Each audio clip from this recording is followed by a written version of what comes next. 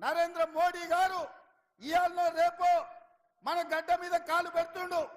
నరేంద్ర మోడీ ప్రధానమంత్రిగా భారతీయ జనతా పార్టీ రాజకీయ పార్టీగా ఎందుకు ఎస్సీ ఎస్టీ బీసీ రిజర్వేషన్లు రద్దు చేయాలనుకుంటున్నారు? ఈ దేశంలో మూలవాసులు వాళ్ళు. ఈ దేశం ఉన్నది ఈ గడ్డ మీద పుట్టింది, ఈ గడ్డ మీద పెరిగింది. మూలవాసులైన దళితులు, గిరిజనులు, బలైన వర్గాల రిజర్వేషన్లను రద్దు చేసే హక్కు మీకెవరిచ్చిండ్రని నేను అడుగుతున్నా. అందుకే మిత్రులారా, బీజేపీ గెలిస్తే మన రిజర్వేషన్లు రద్దు అవుతాయి. అందుకే బీజేపీ ఓడిస్తే మన రిజర్వేషన్లు కొనసాగుతాయి. ఈ ఎన్నికల్లో ప్రజలు ఓడాలన్నా బీజేపీ ఓడాలన్నా మీరు ఒక్కసారి ఆలోచన చెయ్యండి. అందుకే ఈ వేదిక మీద నుంచి తెలంగాణ సమాజంలో ఉన్న 50 లక్షల నిరుద్యోగ యువకులకు, ముఖ్యంగా దళితులకు, గిరిజనులకు, బలైన వర్గాల బిడ్డలకు నేను విజ్ఞప్తి చేస్తున్నా. ప్రమాదం పొంచి ఉన్నది. ఎన్నికలైనంబడే నరేంద్ర మోడీ దళితులు, గిరిజనులు, బలైన వర్గాల మీద సర్జికల్ స్ట్రైక్ చేస్తాడు. మీ రిజర్వేషన్లు రద్దు చేస్తాడు. నేను ఎందుకు ఇంత గట్టిగా చెప్తున్నా అంటే, నరేంద్ర మోడీ, అమిత్ షా రిజర్వేషన్లు రద్దు చేస్తారని నేను 2-3 టీవీలలో మాట్లాడినా, 2-3 వేదికల మీద నుంచి చెప్పిన. ఎంబడే ఢిల్లీ నుంచి పోలీసులు వచ్చారు. నేను అడుగుతున్నా, నేను చెప్పదలుచుకున్నా, అయ్యా నరేంద్ర మోడీ, అమిత్ షా గారు, జేపీ నడ్డా, కిషన్ రెడ్డి గారు, బండి సంజయ్, ధర్మపురి అరవింద్ గారు, మీరు గుర్తు పెట్టుకోండి.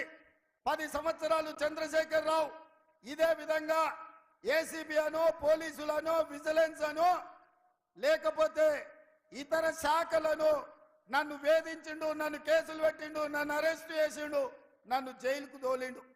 చివరికి ఏమైంది? నడుము ఇరిగి మూలకు పడ్డాడు చంద్రశేఖర్ రావు మీ చేతుల.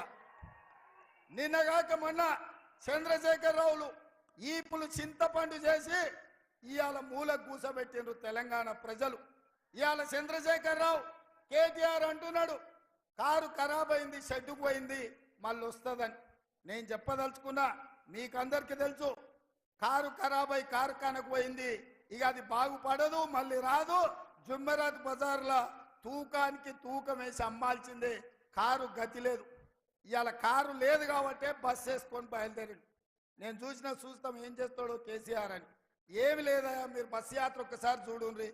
తిక్కలోడు తిరునాళ్ళకు పోతానంటే వెనకటికి ఎవడో ఎక్కడానికి దిగడానికి సరిపోయిందంట. వానికాడ చూసింది లేదు, చేసింది లేదు. ఇవాళ చంద్రశేఖరరావు బస్సు యాత్ర కూడా తిక్కలోడు తిరునాళ్ళు పోయినట్టే ఉంది తప్ప ఇంకొక మాట లేదు. ఆయన నిన్న నిజాం ఖమ్మంలో ఒక మాట చెప్తున్నాడు, అయ్యా కాంగ్రెస్కు 40 సీట్లు కూడా రావు, బీజేపీకి 200 వస్తాయి.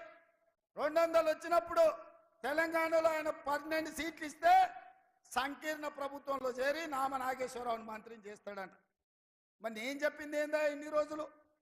బీజేపీ బీఆర్ఎస్ చీకటి ఒప్పందం జరిగింది, ఈడ సీటు బీజేపీకి వదిలిండు. అదే విధంగా మహబూబ్ నగర్, చేవెళ్ళ, మల్కాజ్గిరి, భువనగిరి, జహీరాబాద్, కరీంనగర్ లాంటి సీట్లు బీజేపీ వాళ్లకు అంతర్గతంగా చీకటి ఒప్పందంతో గెలిపించాలి.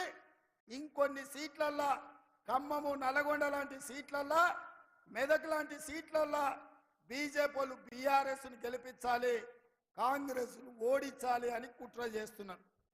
నేను ఇవాళ చంద్రశేఖరరావును అడగదలుచుకున్నా, మీడియా మిత్రులారా మీరు కూడా రాసుకోండి, ప్రధానంగా చూపించండి. కేసీఆర్ను ఇండియా కూటమిలోకి రానియం. కేసీఆర్ ఇంటి మీద కాకి మా ఇంటి మీద వాళ్తే ఒక్కటే దెబ్బకు తుపాకీ తోని లేపి అవతలేస్తాం. కేసీఆర్ను కాదు, కేసీఆర్ ఇంటి మీద వాలిన కాకి మా కాంగ్రెస్ గోడ మీద వాళ్తే కూడా మా కార్యకర్తలు కాల్చి అవతల పడేస్తారు. మా దగ్గరికే రానియం. మరి 12 సీట్లతో కేంద్రంలో ప్రభుత్వం ఏర్పాటు చేస్తాడా? ఎవరితో చేస్తాడా కేసీఆర్? అంటే ఎన్డీఏతోనే కదా, బీజేపీతో పొత్తు పెట్టుకుంటా అని చెప్తుండు కదా. మొన్న 10 ఏళ్ళు బీజేపీతోనే కదా ఆయన ఉన్నది. ఈ చట్టాలు వచ్చినప్పుడు పార్లమెంట్లో మద్దతు ఇచ్చింది ఆయనే కదా. నరేంద్ర మోడీని ఇడికి పిలిపించి మాకు నిధులేమొద్దు, నీ ప్రేమ ఉంటే చాలు, నీ ప్రేమలో అమరుణ్ణి అయిపోతా నేనని చెప్పింది చంద్రశేఖరరావు కాదా?